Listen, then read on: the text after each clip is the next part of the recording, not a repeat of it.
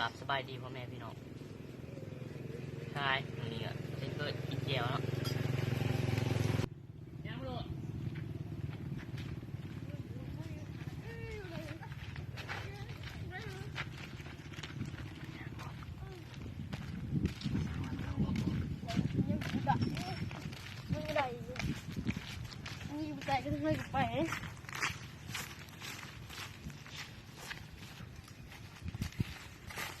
หมดไอ้ยังเดี๋ยวนี้กินยังเดี๋ยวนี้ โอ้เจียวครับกินน้ำดีมามึงกินน้ำกูมึงอยากกินผูเจียวกูน้อยเดียวกูไม่ได้แห้งไม่ได้กินเขา